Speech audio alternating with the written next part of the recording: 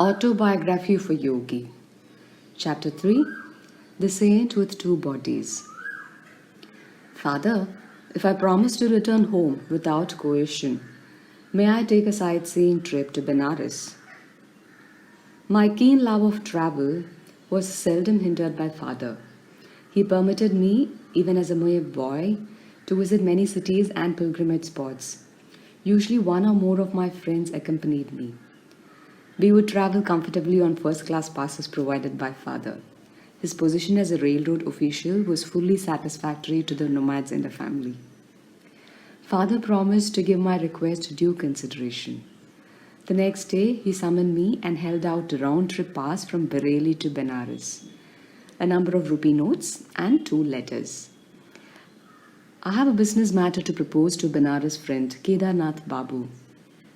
Unfortunately, I have lost his address, but I believe you will be able to get this letter to him through a common friend, Swami Pranabananda.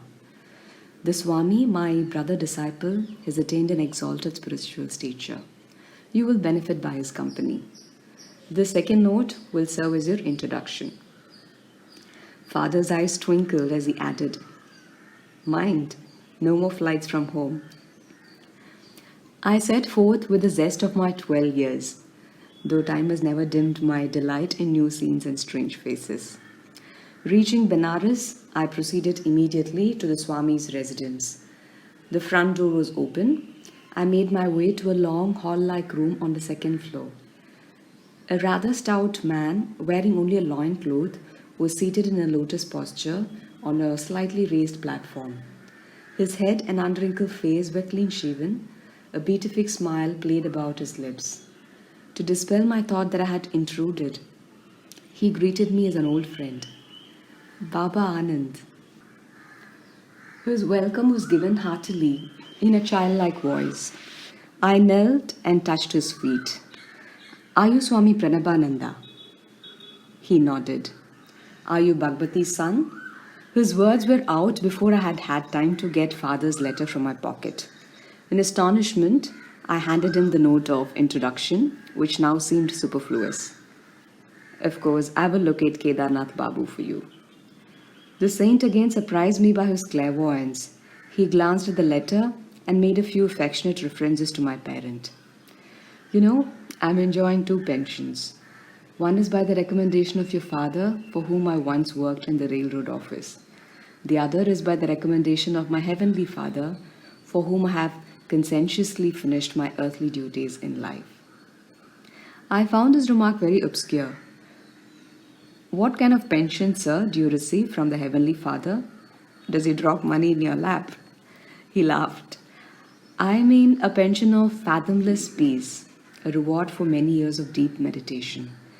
I never crave money now. My few material needs are amply provided for. Later you will understand the significance of a second pension." Abruptly terminating a conversation, the saint became gravely motionless. A sphinx-like air enveloped him. At first his eyes sparkled, as if observing something of interest, then grew dull. I felt abashed at his posiloquy. He had not yet told me how I could meet father's friend.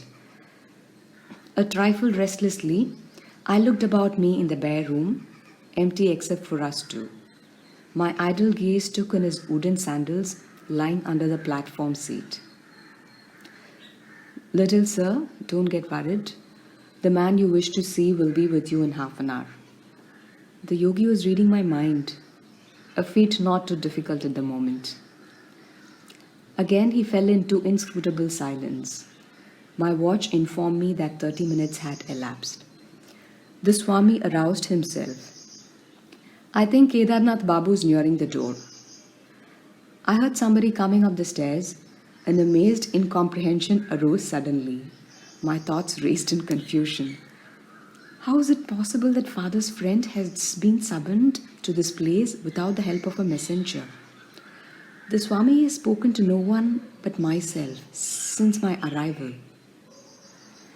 Abruptly, I quitted the room and descended the steps. Halfway down, I met a thin, fair-skinned man of medium height. He appeared to be in a hurry. "Are you Kedarnath Babu?" Excitement colored my voice. Yes, are you not Bhagavati's son who has been waiting here to meet me? He smiled in friendly fashion. Sir, how do you happen to come here? I felt baffled resentment over his inexplicable presence. Everything is mysterious today. Less than an hour ago, I had just finished my bath in the Ganges when Swami Pranabananda approached me.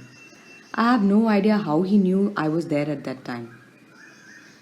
Bhagavati san is waiting for you in my apartment, he said. Will you come with me? I gladly agreed.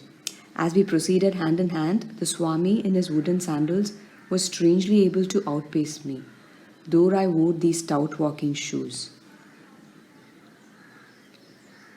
How long will it take for you to reach my place?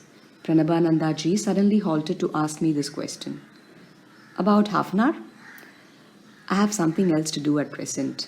He gave me an enigmatical glance. I must leave you behind. You can join me in my house, where Bhagavati's son and I will be awaiting you. Before I could remonstrate, he dashed swiftly past me and disappeared in the crowd. I walked here as fast as possible. This explanation only increased my bewilderment. I inquired how long he had known the Swami. We met a few times last year, but not recently. I was very glad to see him again today at the bathing cut. I cannot believe my ears. Am I losing my mind? Did you meet him in a vision, or did you actually see him, touch his hand, and hear the sound of his feet? I don't know what you're driving at, he flushed angrily. I'm not lying to you. Can't you understand that only through the Swami could I have known you were waiting at this place for me? Why, that man Swami Pranabananda has not left my sight a moment since I first came about an hour ago. I blurted out the whole story. His eyes opened wildly. Are we living in this material age, or are we dreaming? I never expected to witness such a miracle in my life. I thought the Swami was just an ordinary man, and now I know he can materialize an extra body and work through it. Together we entered the saint's room. Look, those are the very sandals he was wearing at the gut, Kedarnath Babu whispered. He was clad only in a loincloth, just as I see him now. As the visitor bowed before him, the saint turned to me with a quizzical smile. Why are you stupefied at all this? This subtle unity of the phenomenal world is not hidden from true yogis. I instantly see and converse with my disciples in distant Calcutta. They can similarly transcend at will every obstacle of gross matter. It was probably in an effort to stir spiritual ardor in my young breast that the Swami had condescended to tell me of his powers of astral radio and television. But instead of enthusiasm, I experienced only an awe-stricken fear, inasmuch as I was destined to undertake my divine search through one particular guru, Sri Yukteswar, whom I had not yet met.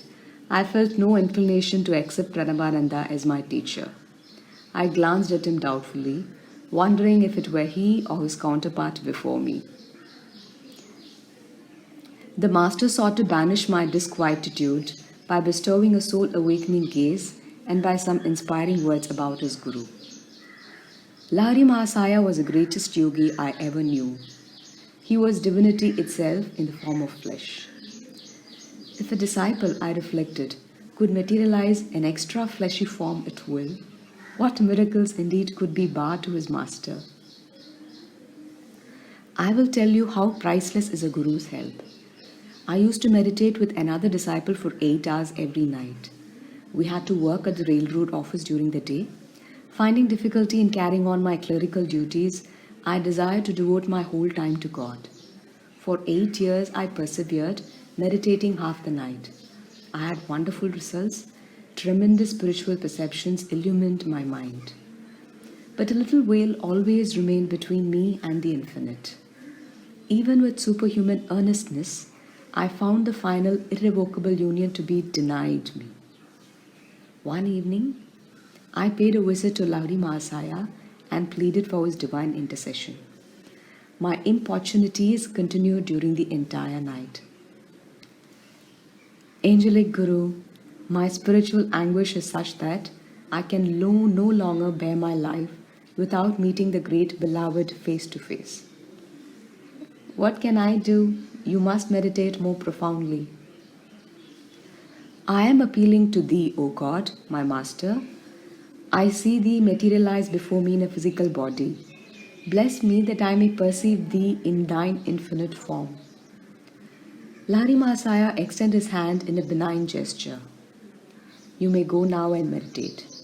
I have interceded for you with Brahma. Immeasurably uplifted, I returned to my home. In meditation that night, the burning goal of my life was achieved. Now I ceaselessly enjoy the spiritual pension. Never from that day has a blissful creator remained hidden from my eyes behind any screen of delusion. Pranabananda's face was suffused with divine light. The peace of another world entered my heart. All fear had fled. The saint made a further confidence.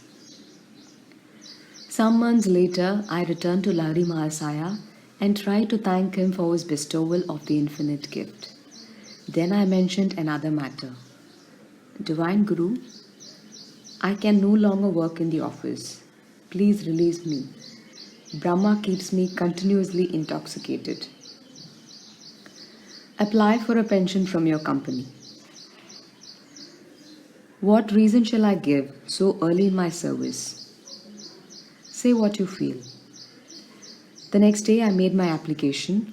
The doctor inquired the grounds for my premature request. At work, I find an overpowering sensation rising in my spine. It permeates my whole body, unfitting me for the performance of my duties. Without further questioning, the physician recommended me highly for a pension, which I soon received. I know the divine will of Lahari Mahasaya worked through the doctor and the railroad officials, including your father. Automatically, they obeyed the great Guru's spiritual direction and freed me for a life of unbroken communion with the Beloved. After this extraordinary revelation, Swami Pranabananda retired into one of his long silences. As I was taking leave, touching his feet reverently, he gave me his blessing. Your life belongs to the path of renunciation and yoga. I shall see you again with your father later on. The years brought fulfillment to both these predictions. Kedarnath Babu walked by my side in the gathering darkness. I delivered father's letter, which my companion read under a street lamp.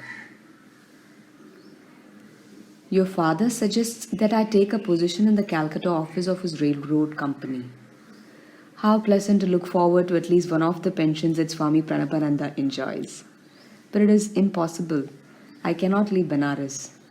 Alas, two bodies are not yet for me.